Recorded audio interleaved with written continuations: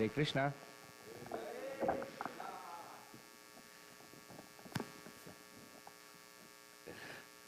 Thank you. Welcome to the daily morning Srimad Bhagavatam class at Sri Sri Radha Kalachandji Dham.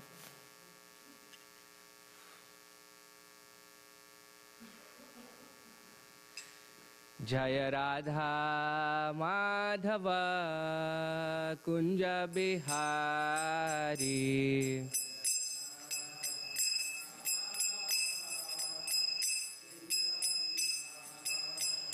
Jaya Radha Madhava Kunja Bihari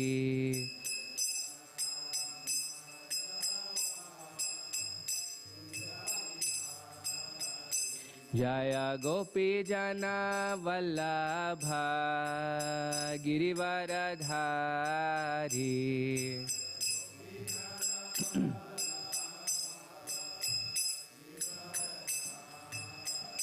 Jaya Gopi Jana Vallabha Girivaradhari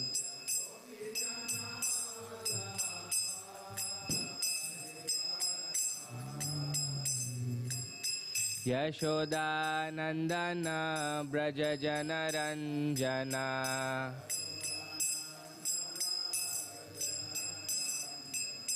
Yashoda Nandana Braja Jana Ranjana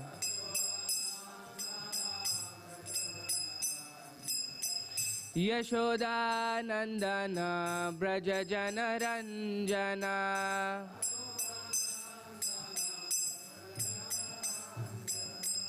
Yamuna Tira Vanachari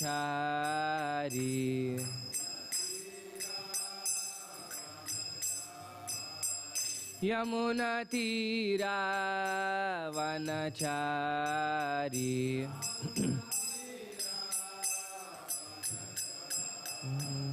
Jaya Radha Madhava Kunja Bihari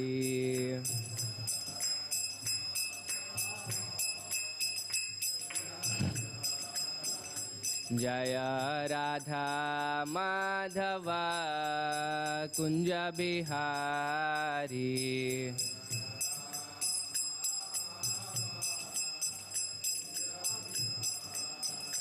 Jaya Gopi Jana Vallabha Girivaradhari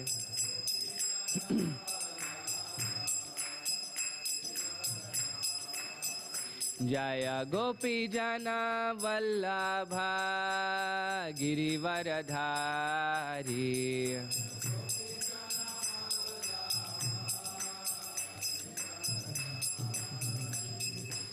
Yashoda Nandana Braja Jana Ranjana Yashoda Nandana Braja Jana Ranjana Yashoda Nandana Braja Jana Ranjana Yamuna Tira Vanachari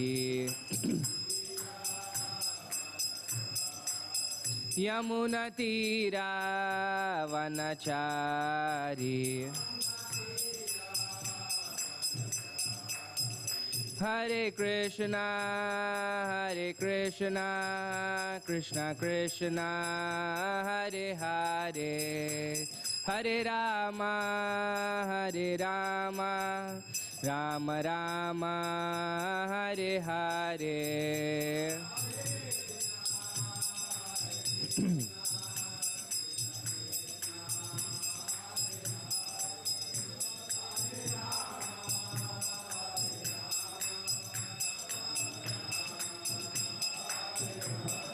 Hare Krishna Krishna Krishna Hare Hare Hare Rama Rama Rama Hare Hare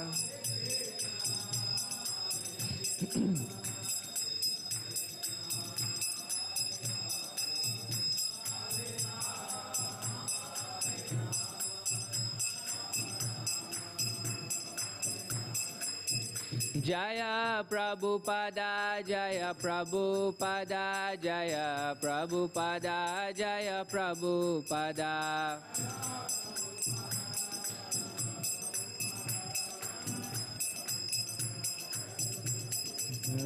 Jaya Jaya Prabhupada, Prabhupada, Prabhupada, Jaya Jaya Prabhupada.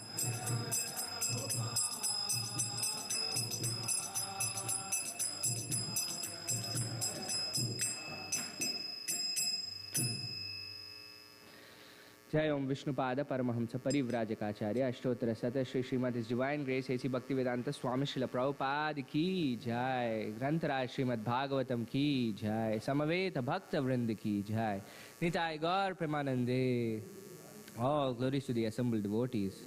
All glories to the assembled devotees. All glories to the assembled devotees. All glories, all glories, all glories to Shri Shri Guru and Shri Gauranga. All glories to Srila Prabhupada.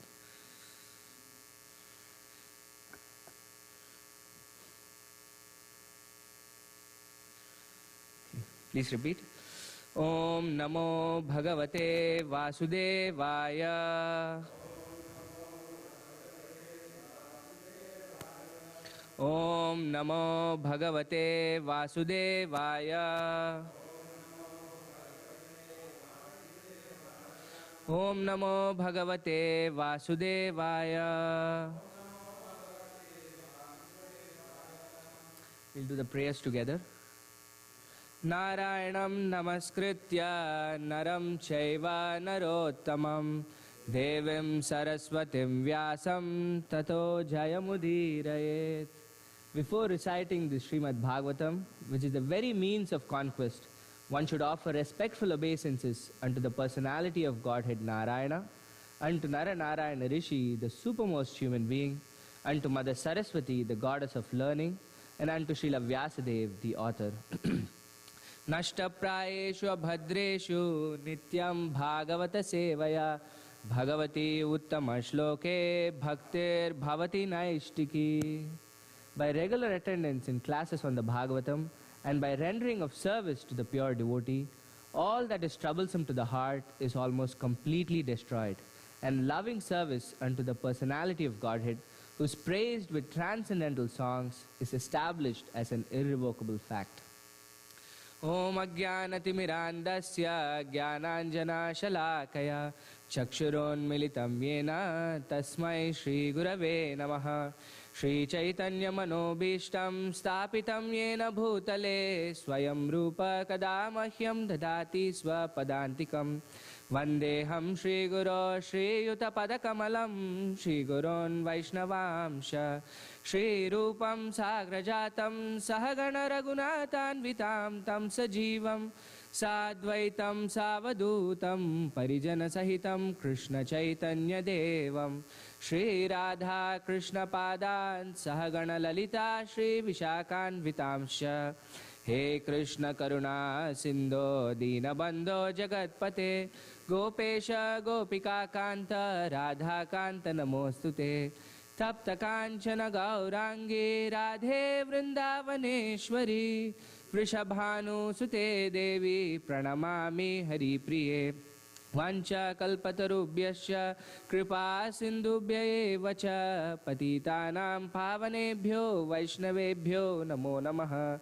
Jai Shri Krishna Chaitanya Prabhu Nityananda Shri Advaita Gadadara Shri Vasadi Gaura Bhakta Vrinda. Hare Krishna Krishna Krishna Hare Hare Hare Rama Rama Rama Hare Hare. Okay, we're continuing with our reading from Canto 3. This is chapter 27. It's titled Understanding Material Nature. If you're on text 17 today, we'll go all the way till text 30. And our text for focus is text 21. It starts with a question, but before going to the question itself, just get a context of what's happening. What's Kapila Dev been describing in the last couple of chapters, you know? Sankhya, but specifically, what is he counting? Correct. He's been telling about the material elements, how everything is starting and how everything is getting created, right? You have this pradhana, it goes on to talk about the different ways in which different elements starts getting created from the pradhana, starting from false ego and so on. So he has given the entire picture, and in this chapter he continues in the same vein. The Virat Purusha woke up in the previous chapter, and then in this chapter the living entities get into the material universe. And then he's giving us a prescription of what to do for the living entities in this material world. What did he say in this chapter before? Kapiladev? Remember?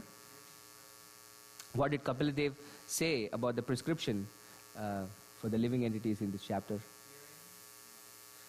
He's giving this knowledge, right? He's giving this incredible knowledge by which we can get out of this world that's been created. This is a very, very difficult creation to get out of, but he's giving us this knowledge by which we can get out. And he's given everything that we need to know till text 16. And then after hearing all of this, Mother Devahuti has a question. That's how text 17 starts. Okay, let's go. Sri Devahuti inquired, "My dear Brahmana, does material nature ever give release to the spiritual soul? Since one is attracted to other eternally, how is their separation possible?" Yeah, because he said we can be separated, right? That's what Kapiladev has said. But then from Devahuti's circumstance, it looks really difficult. It's the same in my circumstance also. Is that we're very tightly bound in this material world. It seems we're inseparable. So how is this separation possible is the question that she's asking. Okay? As there is no separate existence of the earth and its aroma, or the water and its taste, there cannot be any separate existence of intelligence and consciousness.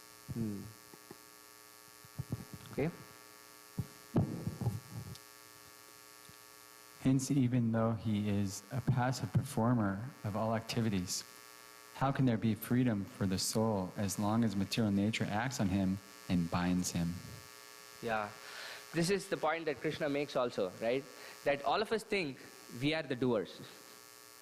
But Krishna, what does he say in the Gita about the nature and how it binds us? What's this verse? Do you remember? No. That means we... Huh? No, basically this is the verse I forget. That Krishna says that ahankara vimudatma kartaham iti manyate. Right? No. Prakrite kriyamanani gunai karmani sarvashaha. That is the material nature that's doing everything through the three modes of material nature, right? But ahankara vimudatma, the living entity in its false ego thinks kartaham iti manyate. So Devahuti is understanding at least how powerful material nature is. Although we think we are doing it, once we enter material nature, there is really no control that we have. The three modes of nature start acting upon us, and we start based on the association with the three modes of material nature. So she's saying, how is this even possible that we can get freedom when the material nature is so powerful that it's acting on us? Okay, this is a really amazing question, right? And now this is Kapiladev's answers, I think. Last of her questions. No, 20. Let's go. This is also her continuation. Even if a great fear of bondage is avoided by mental speculations and inquiries into the fundamental principles, it may still appear again, since its cause has no cause. Ceased. Yeah. So intellectually we might understand this, right? I'm not this body. That's basically what she said. Go up a little bit to text 20. Saying even the great fear of bondage is avoided by mental speculation and inquiry into fundamental principles, which is basically what Kapiladev has been doing. It may still appear again, although at the point when I'm listening about it, I can intellectually understand this. But then it can appear again because its cause has not ceased. Just think about what this cause is that brings us back into this binding within the three modes of material nature. We'll discuss that a little bit during the class. Okay, let's see what the answer is. The Supreme Personality of Godhead said, One can get liberation by seriously discharging devotional service unto me, and thereby hearing for a long time about me or from me. By thus executing one's prescribed duties, there will be no reaction, and one will be freed from the contamination of matter. Okay, we'll come back to this again to read the purport, but let's continue. This devotional service has to be performed strongly in perfect knowledge and with transcendental vision. One must be strongly renounced and must engage in austerity and perform mystic yoga in order to be firmly fixed in self-absorption.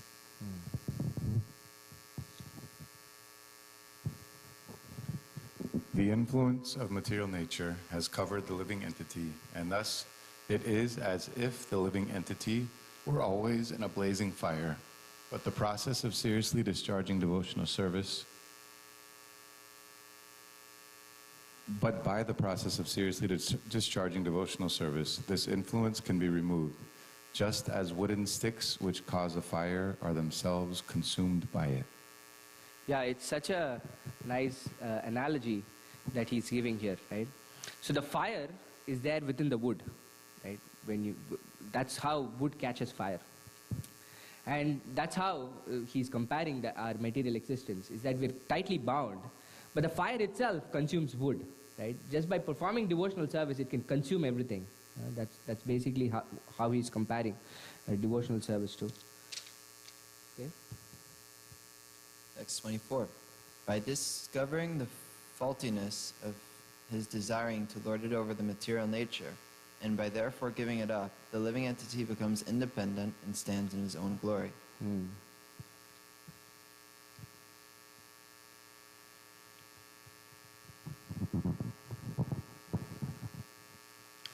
In the dreaming state, one's consciousness is almost covered, and one sees many inauspicious things. But when he is awakened and fully conscious, such inauspicious things cannot bewilder him. Yeah.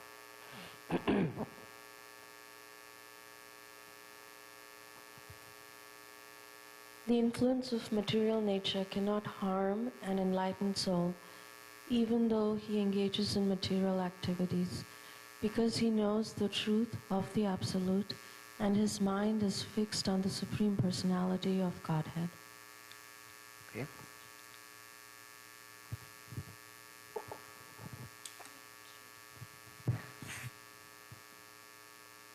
When a person thus engages in devotional service and self-realization for many, many years in births, he becomes completely reluctant to enjoy any one of the material planets, even up to the highest planet, which is known as Brahmaloka. He becomes fully developed in consciousness. Good job, Rajeshwari. Text 28 to 29.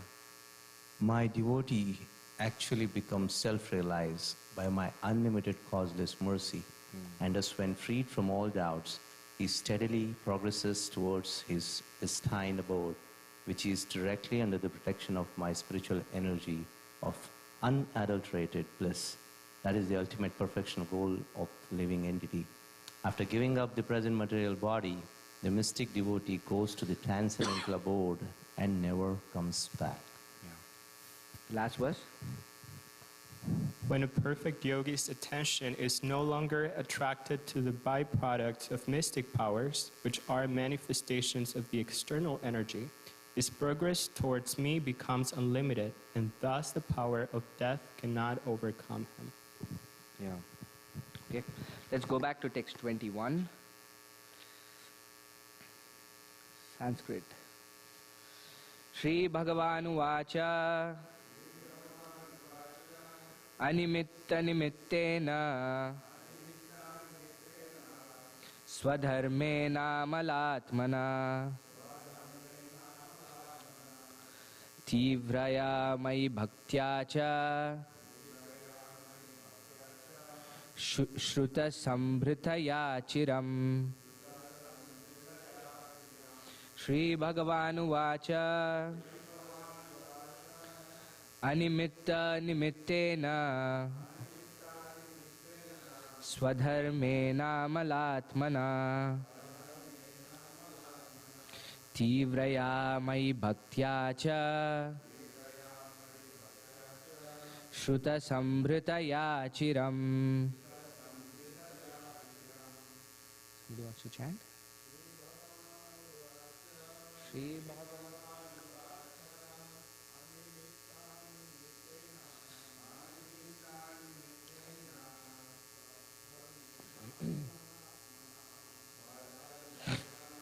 Atmana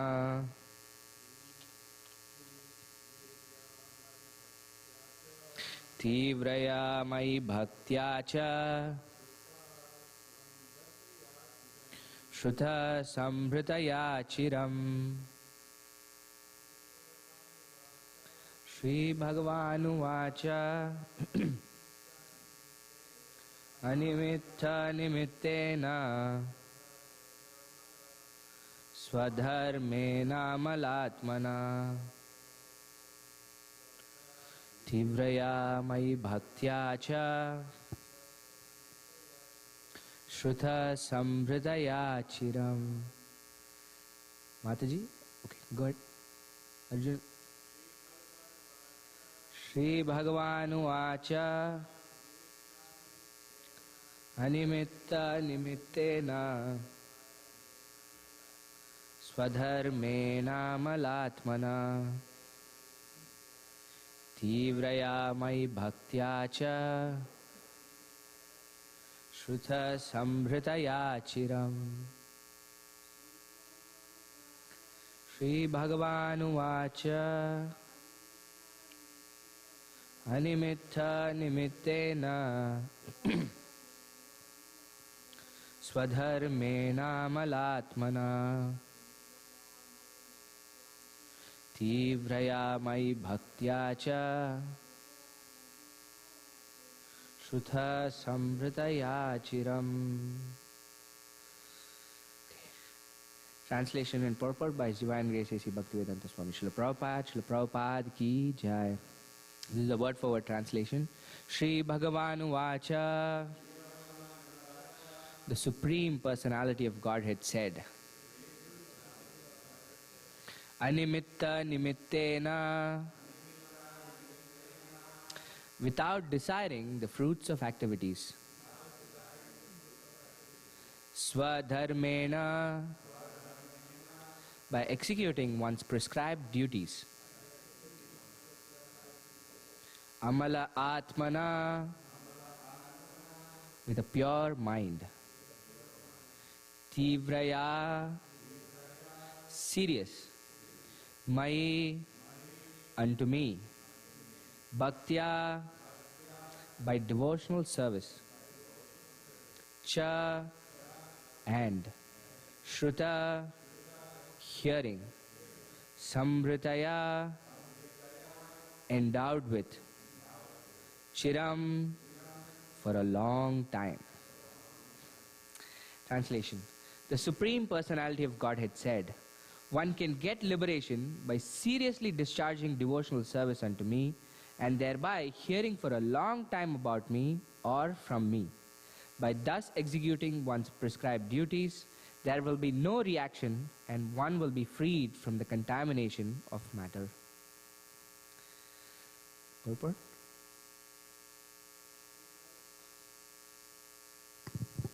Sridhar Swami comments in this connection that by association with material nature alone, one does not become conditioned. Conditional life begins only after one is infected by the modes of material nature. If someone is in contact with the police department, that does not mean that he is a criminal, as long as one does not commit criminal acts.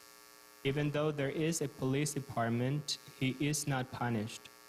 Similarly, the liberated soul is not affected, although he is in the material nature. Even the Supreme Personality of Godhead is supposed to be in association with material nature when he descends, but he is not affected. One has to act in such a way that in spite of being in the material nature, he is not affected by contamination. Although the lotus flower is in association with water, it does not mix with the water. That is how one has to live, as described here by the personality of Godhead Kapiladev. Sorry, I cannot see from here. Tanimnita nimitena swadharmena malatmana. Yeah. Do you know who Sridhara Swami is? Everybody? Do you know who Sridhara Swami is? Yeah, he's the most favorite commentator of Srimad Bhagavatam for Sri Chaitanya Mahaprabhu. Mahaprabhu said if we have to read Srimad Bhagavatam, we read from Sridhar Swami's commentaries. So he was, before even Sri Chaitanya Mahaprabhu was here in the planet. So Prabhupada is commenting Sridhara Swami on this verse. He initially gives us how we have to be in this material world. Prabhupada is talking about our activities on how we have to be here before going into how that can actually happen. Prabhupada is saying even though we are in this material world, doesn't mean that we'll be contaminated by it. He's giving this example of the lotus and how, although it's in water, it doesn't really mix with water. You see, you have a drop of water on a lotus, it can doesn't really mix with it, right? So he's quoting Sridhara Swami in saying that by association with material nature alone, one does not become conditioned. So we were discussing about the cause of what conditions us, right? So if just being in contact with material nature alone or the three modes alone doesn't really contaminate us, what is it that contaminates us? There is some extra ingredient that's present when we come in contact with these modes of material nature that actually binds us or that actually contaminates us. Does anybody have what the cause of it is? False ego. Okay, but can you explain a little what that means?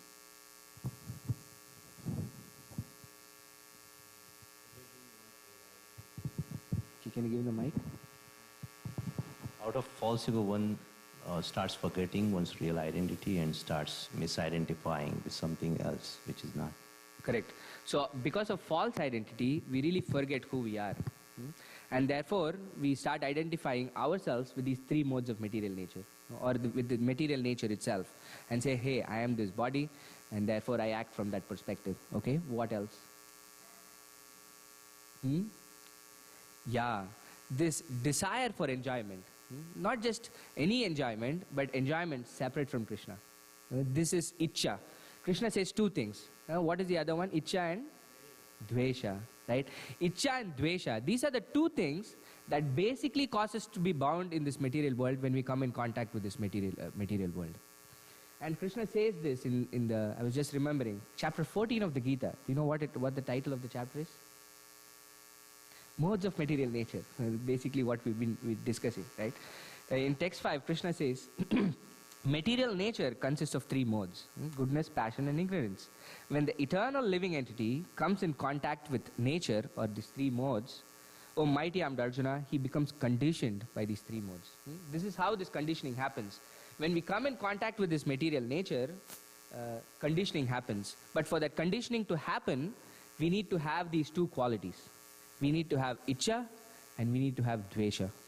When we have these two qualities, then we are completely conditioned. Ichcha means we have a desire to enjoy, or like Prabhupada would say, lord it over material nature, completely separate from Krishna. This is one aspect. But the second aspect is even more harmful for us, which is Dvesha. Dvesha means what, you know? Hate or envy. This envy for the Lord himself. So these are the two things that basically cause us to be bound in this material world. Or else, just being in this material world will never affect us. If we don't have this desire to lord it over material nature, and if we don't have envy towards Krishna, which thereby reflects in envy towards other living entities also when we are living in this world. So this is the point that Prabhupada is quoting here by quoting Sridhara Swami, is that although we are here in this material world, it is necessarily not true that it will condition us, unless we have these two things. If we have Icha and Dvesha, then it's very problematic. And that is the reason why when the living entity, which is eternal, like Krishna says, right? The eternal living entity comes in contact with the material nature or the modes of material nature, because of the false ego, like Gokulananda Prabhu was saying, it starts identifying itself as something that which it is not. It starts identifying itself with something that is temporary. And that's how this entire creation is made possible. Somehow or the other, something that we are not, we become. Okay? So let's see what Prabhupada is saying on how we can get liberated from this binding. Because once we get into this, it's a very, very difficult situation to get out of. Because the modes of nature are completely acting upon us. We are forced to act with the mode that we associate with. And the more we start associating with the modes, the more conditioned we become. What does conditioning mean? We use this word very often, no? What does conditioned mean? Air conditioning? No. Yeah, you're conditioning the air, but... Is it almost like an autopilot? Like we do something almost without thinking about it? Yeah, but what causes it? Conditioning causes it, that's the effect, right? You try, the conditioning, the effect of conditioning is that you're on autopilot mode. You start doing things without any control that you have, right, on an autopilot mode. But what is the, what is conditioning itself? Illusion, repetition you said, okay. Limitation. Limitation? Yes. Of how like so? Habits, of reactions. Correct. So limitations because of habits or reactions. But in effect, conditioning, if you look at the dictionary, I looked it up a couple of days back or yesterday, something like that, means that you're severely influenced by something. That's what conditioning means. So when you're coming in contact with the mode of goodness, you're severely influenced by the mode of goodness, which is the stepping stone for us to get out. But if you're coming in contact with the modes of passion, then you're severely influenced by it, and your actions basically result in, oh, I want to do more, I want to get more. That's how you get into that autopilot mode. And then what that happens is, your actions are in the mode of passion, therefore you're associating more with the mode of passion, and then therefore it reinforces that tendency in us. This is a very vicious cycle. This is why this is a very, very difficult place to get out of. Once we get into the material world, it's an incredibly difficult place to get out of. Krishna says this in the Gita. Of how difficult it is. Does anybody remember that verse? Yeah, but that's the second part, na? Daivi hesha gunamayi, mama maya dhuratya. It says it's really difficult because this is a divine energy of mine, right? And and there is only one solution to get out of this world, which is mahamevaye prapadyante maya metam tarantite. But that only by surrendering to Krishna can we easily cross over this material world, or else it's very binding the way it is. It's really, really difficult for us to get out of this world, and which is what Kapila Dev is saying in this verse also, is that devotee is asking, it seems very, very difficult for me to get out of this binding. It seems we are inseparable. The spiritual and material nature seem very inseparable. How is it possible that we can get out of this material world? And then the reply that Kapila Dev is giving is, one can get liberated by seriously discharging devotional service. He's adding this adjective, seriously discharging devotional service. Tivra, right? Tivra, that's the word that he's using. Okay, let's continue Srila Prabhupada's purport. Who has the mic? Jai Hari Prabhu.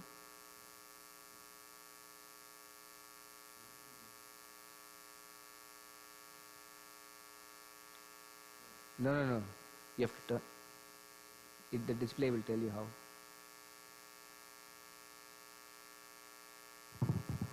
Have it. One can be liberated from all adverse circumstances simply by seriously engaging in devotional service. How this devotional service develops and becomes mature is explained here. In the beginning, one has to perform his prescribed duties with a clean mind. Clean consciousness means Krishna consciousness. One has to perform his prescribed duties in Krishna consciousness. There is no necessity of changing one's prescribed duties. One simply has to act in Krishna consciousness. In discharging Krishna conscious duties, One should determine whether, by his professional or occupational duties, Krishna, the Supreme Personality of Godhead, is satisfied. In another place in the Bhagavatam, it is said,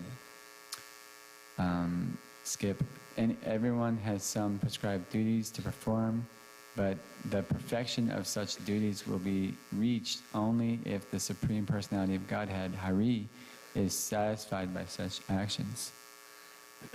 Jai Prabhupada. Where are we? For example, Arjuna's prescribed duty was to fight, and the perfection of his fighting was tested by the satisfaction of Krishna. Krishna wanted him to fight, and when he fought for the satisfaction of the Lord, that was the perfection of his professional devotional duty. On the other hand, when the contrary to the wish of Krishna, he was not willing to fight, that was imperfect. Yeah, in the beginning stages, Prabhupada says, one has to perform his prescribed duties. Is it just enough if we perform our prescribed duties? How should we do it? Yeah, with a clean mind, he says. A clean mind, Prabhupada translates it as Krishna consciousness. In the verse itself, Kapila says, Amala Atmana, right? Amala Atmana, with a pure mind. So, how does this practically look like? Prabhupada is also giving us an example, because this is still an abstract concept, right? Pure mind. You do it with a pure mind. What is pure mind? How do we do it with a pure mind? How do we do it with a pure mind? How is Prabhupada telling us that this can be done? Our activities, our prescribed activities. If it is done pure, he says, it results in something. Yeah, Krishna is pleased. So the activity that we do, we can see that we're doing it with a clean mind or a pure mind if we're really doing it for Krishna's satisfaction. Is Krishna pleased by the activity that I'm doing? Is Krishna pleased by the work that I'm doing? That is a yardstick Prabhupada is giving us here to verify if we are doing any activity with a clean mind or with Krishna consciousness or not. That every activity that we do, we try to do it so that Krishna is pleased. Okay? And the other thing that Prabhupada is saying here is the process of bhakti is not that we stop doing things. It's not a process of negation. The process of bhakti is that we continue working or we continue doing whatever we are supposed to do, but we do it with this one goal in mind, that this activity that I'm doing should be pleasing to Krishna. That is what bhakti is. And he's giving this example of Arjuna, right? His duty was to fight. The result is not to stop fighting and then go away. The proper way to do his duty was to fight, but fight so that Krishna is pleased by what he is doing. That's the example that Prabhupada is giving here. Okay, let's continue. If one wants to perfect his life, he should discharge his prescribed duty for the satisfaction of Krishna. One must act in Krishna consciousness, for such action will never produce any reaction. Animitta nimetena. This is also confirmed in Bhagavad Gita. Yagyartha karma niyartha. All activities should be performed simply for yagna or the satisfaction of Vishnu. Anything done otherwise, without the satisfaction of Vishnu or yagna, produces bondage. So here it is also prescribed by Kapila Muni that one can transcend material entanglement by acting in Krishna consciousness, which means seriously engaging in devotional service. This serious devotional service can develop by hearing for a long period of time. Chanting and hearing is the beginning of the process of devotional service. One should associate with devotees and hear from them about the Lord's transcendental appearance, activities, disappearance, instructions, etc. Yeah. So then the question might come that I am acting in this world, and therefore what happens when you act in this world? Yeah, you get reactions, right? This is the exact thought process that Arjuna had, that I don't want any of these sinful reactions on me by killing people, so I'm just going to go to the forest and just be. I don't want to act. But Krishna is saying in the Gita that it's impossible for you to not act in this world. And if you try to be inactive in this world, what does Krishna call such a person to be? It's a pretender, right? Because the very nature of our soul is that it's active. And you cannot be inactive, even if you try to be inactive. So when you try to be inactive, you're a pretender, Krishna says. So therefore, acting is a problem because it causes reaction. Inaction is impossible because that's just not our nature. So, but Krishna says you should act. So how should we act? This is the next thing Kapila Deva also says in this verse, right? Therefore, if you act in a certain way, there will be no reaction. He's taking away the fear of the reaction that we might have. So if we act in a way where we're giving the results of our action to Krishna, then that causes no reaction. That is the only way that we can be freed from the contamination of matter. Because this is the trap of the material world, is that you have to act, but when you act, you have reactions to the action, and you cannot not act also. This is what the Buddhists do, right? The entire reason for why we suffer is desire. Let's quash desire. Unfortunately, it doesn't happen that way. This is the very nature of the living entity. So the right way to do it is act in Krishna consciousness. And that's the only way we can get out of this bondage of material nature. And Prabhupada says the way we start doing that seriously is what? Yeah, it starts with hearing. And not just hearing. He says hearing for long periods of time. This is what he says. That this serious devotional service can develop by hearing for long periods of time. So this is something that we have to inculcate. That the first thing that we have to start inculcating is this practice of Shravanam. It's very important. That Shravanam happens, and initially it's very disturbed and is short periods of time, but eventually it has to get to a point where you're hearing for longer periods of time. And even then, right, initially when I was hearing, the hearing was so that I can gather information. What's happening here? What's happening here? What's happening? I need to know everything that's happening, right? That initial reason for why we hear, or at least my reason for why I was starting to hear, was that I didn't know things. So I wanted to know. It's mostly on the platform of gaining information.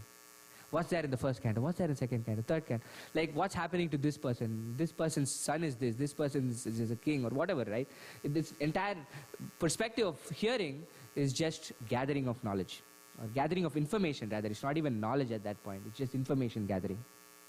But if we start doing that for a long time with that motive, then it becomes very tiring. It becomes very tiring. You just can't hear for a long period of time just with that motive. Then there has to be something more about, oh, I really want to know about this person, right? It's not just on a very superficial level I'm knowing who is father of Krishna, who is the mother of Krishna, who is his friends, where does he live, where was he born.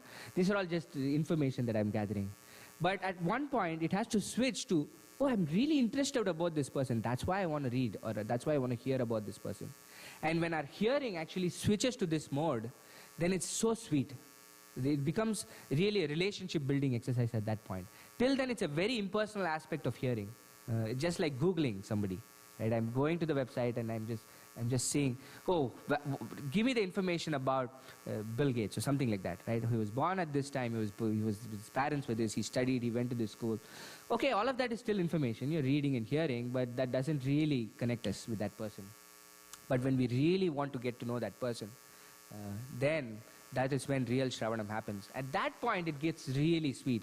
And only at that point can we actually hear for longer periods of time, I've experienced. In my experience at least. That this information gathering at some point gets boring. And then I stop listening altogether. Then I go back and say, why am I, like I used to listen a lot, why am I not listening? I liked listening, but then the motive of why I was listening was not really nourishing me. But then when I go back and hear from a different perspective of, oh, I really want to know about this person. And then the second aspect of Shravanam itself is that you're hearing from somebody, right? It's not just a very passive activity. The person you're hearing from also you should be interested in, or else the Shravanam doesn't progress well also. So the person who you are hearing from also has his own realizations and his own thinking about what he's reading about that particular aspect of Krishna, because anything that you read is unlimited in nature, right? Bhakti Siddhanta Saraswati, I think, was publishing every day, right? His magazine. And then when somebody was asking, how are you publishing this every day? I said, I could publish every minute or every hour because we have so many things to say. This is spiritual text, right? It's unlimited. When we start digging into it, it goes deeper and deeper and deeper and deeper. My spiritual master says, we read material education, right? You go to the first grade, you finish reading whatever, math, English, whatever. And then you go to the second grade, you're done with it. You know everything that you need to know from it. But spiritual education is not linear like how we do the material education. Spiritual education is spiral. So you're reading the Gita once, and then you're reading the same thing again. You're reading the same thing again. But every time you're reading it, it goes higher and higher and higher and higher, like how you would do in a spiral. The same thing, this is when Arjuna initially wanted to not work, not to do any activity. Krishna gave him the Bhagavad Gita, right? And then at that point, Arjuna's reaction to hearing what Krishna had to say was to go and fight. He fought in the battle of Kurukshetra. But when the time came for Arjuna to retire, we read in the first canto, he remembered what Krishna told him. But what was his action? His action was not to go all in and then continue doing his activities, but to just wind up his activities and retire. The same message that Krishna said at one point in Arjun's life was forcing him to go and act. It was giving him the potency to go and act. But at one point, the same message that Krishna gave, when he was remembering that message, Arjuna just said, okay, now is the time to quit. I have to wind up everything, give it to my grandson, and then move on. Right? So this is spiritual text, that it's not like a one-dimensional thing. This is like a diamond from which, when the light reflects, you have so many different realizations that you can get from it. So for us to hear for longer periods of time, the only solution, like Prabhupada would say, is keep hearing. At one point, this will switch, and then we can start hearing for longer periods of time. And this is even the beginning of serious devotional service. Until we do this, this is not even serious devotional service. We're just doing devotional service, but it's not very serious. Okay, let's finish this up. We have a few more minutes. Narsingharupa Prabhu says there is a meeting. There is a what? No eat meeting. There are two kinds of Shruti or scripture. One is spoken by the Lord and the other is spoken about the Lord and his devotees. Bhagavad Gita is the former and Srimad Bhagavatam the latter. One must hear these scriptures repeatedly from reliable sources in order to become fixed in serious devotional service. Through engagement in such devotional service, one becomes freed from the contamination of Maya. It is said in the Srimad Bhagavatam that hearing about the Supreme Personality of Godhead cleanses the heart of all contamination caused by the influence of the three modes of material nature. By continuous regular hearing, the effects of the contamination of lust and greed to enjoy or lord it over material nature diminish. And when lust and greed diminish, one then becomes situated in the mode of goodness. This is the stage of Brahman realization or spiritual realization. In this way, one becomes fixed on the transcendental platform. Remaining fixed on the transcendental platform is liberation from material engagement. Yeah. And so Prabhupada said before that we have to hear for longer periods of time. Now he's emphasizing who we should hear it from. Right? It's not just enough that we hear for longer periods of time from anybody, but we have to be concerned about who we are hearing from. And Prabhupada says one must hear these scriptures repeatedly from reliable sources in order to become fixed in serious devotional service. So just hearing won't cut it. We need to hear, but hear from reliable sources. And the Google? Yeah, unfortunately not so reliable. Krishna says, Evam parampara praptam. So only parampara, devotees coming in the lineage of disciplic succession are reliable sources, Krishna says. There used to be a news segment called Reliable Sources or something, I think, somewhere. But anyway, so that's the point that Prabhupada is finishing off and saying, okay, we are hearing for longer periods of time, and when it's not just hearing, right? This is another thing that Prabhupada says which was really amazing. You can discuss so much about this purport that Prabhupada is saying. He says, one must hear these scriptures repeatedly from reliable sources in order to become fixed in devotional service. But not just that, he says, through engagement in such devotional service.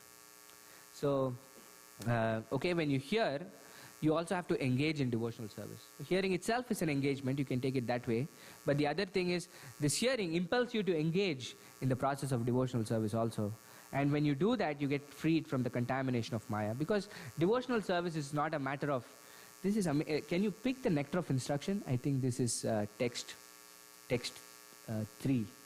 Prabhupada gives, if I remember right, he gives an incredible definition to enthusiasm and Krishna consciousness itself. He says, correct. Do you remember what Prabhupada says about enthusiasm in the purport? He gives an incredible definition.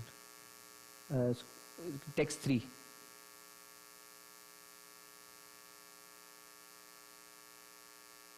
Yeah, scroll down and wait for the first sentence in the purport. Yeah. Devotional service is not a matter of sentimental speculation or imaginative ecstasy. Its substance is practical activity. So amazing, isn't it? That many people think of devotional service like this, right? Oh, this is so sentimental, you're just doing these incenses all around so many times or whatever.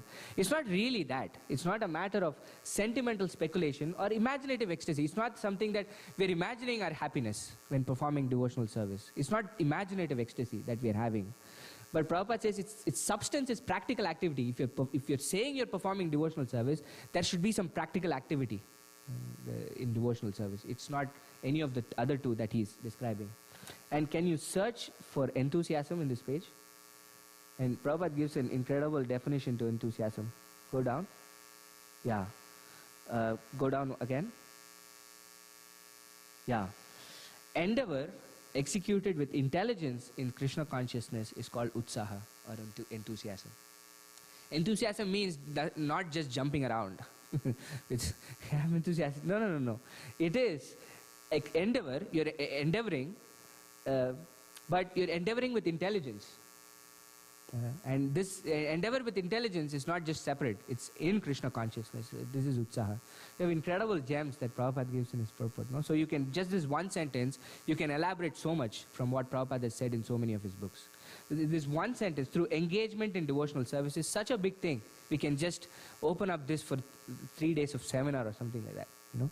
But this is it. This is how we get liberated from this material world. Is by performing serious devotional service, which starts by hearing for longer periods of time, and therefore that hearing impels us into action, serious action. And then we get liberated from this contamination of this material world. Okay, any questions or comments? Or yes, Rasraj Prabhu? Couple of comments before I... one was this, we take these vows when we take initiation, which is very much resonates with this verse, right? Om pavitra pavitra va sarvavasta katopi va yas maret pundarikaksha. And then the other verse was Tivrena Bhakti Yogena. What does it start with? Yajeta Purusha Param. I forget it now. Does anybody remember? Tivrena Bhakti Yogena Yajeta Purusham Param. Akama sarva kama. Yeah, I mean that's the thing. I mean that was the verse. Thank you, Gokulananda Prabhu. So animitta nimittena, right? So akama sarva kama va moksha kama udarati. So irrespective of whatever motivations we have, if we engage in tivrena, again, serious, sincere devotional service, then yajeta purusham param we can. So. The other was, I mean, maybe you can comment on it, is the whole idea of hearing for long periods of time. Jai Shri Radha Kalachanji ki.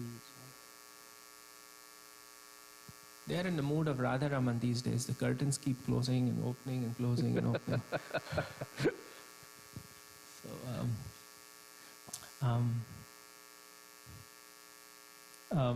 What was I saying? Longer period. Yeah. So what do you think about this idea of that? The whole idea of chanting the holy names of the Lord. I mean, Srila Prabhupada mentions the Gita and the Srimad Bhagavatam as that, but will just the chanting of the holy names constitute as hearing also? And, It does, right? We really need to hear what we chant. So when we are attentively chanting means we are really hearing what we are chanting, every single syllable. And that will, essentially, everything that we're trying to do is so that we can go to this pure chanting, right? This hearing. But what helps us is hearing from Krishna also, or about Krishna also, is what helps us in chanting purely. Because then it becomes very sentimental or speculative. If you don't know anything, right? Eventually the holy name will enlighten from within. But for it to enlighten from within, we also need to help the holy name by chanting purely. But until we don't come to this point, we really need to hear from sources like Srimad Bhagavatam and the Gita from devotees. That's what I think. Any other questions? Yes, bro.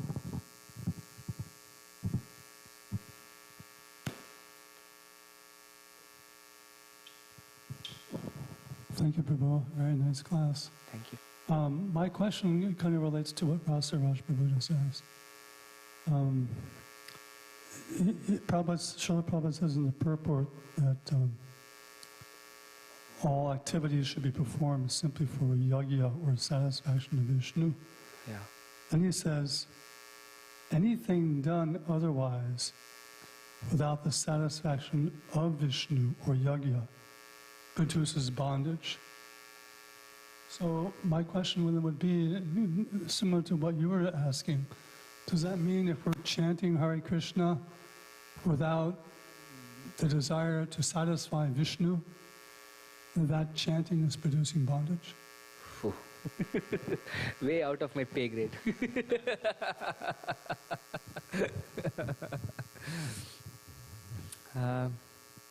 I don't think so. The chanting of the context in which Prabhupada is quoting yajñartat karmanonyatra is in terms of doing something for our own desire, for our own satisfaction. But it's a little bit different for chanting because I remember this section from Chaitanya Charitamrita where Haridas Thakur is talking about the glories of the holy name, and he's saying Mahaprabhu is actually very distressed about the nature of how people are suffering in this world. And then he's pacifying Mahaprabhu in this section in the Chaitanya Charitamrita by saying, oh, you don't have to worry. The holy names are so powerful that it will deliver everybody. And the example that he's giving is that of like a Muslim who's saying haram, haram, right? It had nothing to do with the holy names in that sense, the way he's saying. But even then, Krishna thinks, oh, it's Ram. He's calling my name. You know, from Krishna. So this is from our perspective we are thinking, right? Your question is from our own perspective, that I am saying this with some motive or something else. But the way Krishna takes it is that, oh, he's really calling my name. Doesn't really matter. The motive doesn't really matter to Krishna. That is why this process works. You know, or else it's an incredibly difficult thing to do if we don't have Krishna's mercy. That irrespective of how we are chanting, the chanting has its effect. How? It's because Krishna is taking it that way. Or else there is no way that the chanting will have an effect and we can cross from our impure stage to even clearing stage. And then what to say of the pure stage of chanting. At least that's what I remember when you asked this question, that it is dependent on the mercy. And thank you for bringing that up, is that ultimately, Kapiladev says this is something that he's prescribing us to do, right? You have to be serious, you have to perform devotional service here for longer periods of time. But ultimately, the liberation from the material world depends on just one thing that he says. My devotee actually becomes self-realized by my unlimited, costless mercy. Ultimately, that's what we're depending on. We're trying to do so many things, but what we're trying to do is a very tiny bit. It's completely impossible for us to get out of this world by the things that we're doing. It's by the mercy of Krishna, and more importantly, the mercy of the Guru, that actually brings us the mercy of Krishna. That's what I think. Thank you. Yes, Rasraj. Just a comment, and maybe like your thoughts on this. That you know, it says that the mantras are not powerful till they are actually given to us by the spiritual master. So we don't chant just because we have to chant. I think the action becomes pleasing to Krishna when it's done under the instructions of the spiritual master. So when this whole process of, I mean, even accepting Srila Prabhupada and accepting his instructions is freeing us from the bondage. Otherwise, even the chanting of the Mahamantra will just be blank bullets, basically. And there's so many things that Srila Prabhupada says about inattentive chanting and so on and so forth, if it's not done for the pleasure of Krishna. But if it is done with the authority, given by the authority of the spiritual master, and the whole process of initiation talks about that, is that the mantra then starts to have effect. Maybe some thoughts on that. Yeah. I mean, I wouldn't call the Mahamantra blank bullets, because it's Chaitanya Mahaprabhu directly gave it to us. Krishna directly gave it to us, right? So there is this potency, even if you...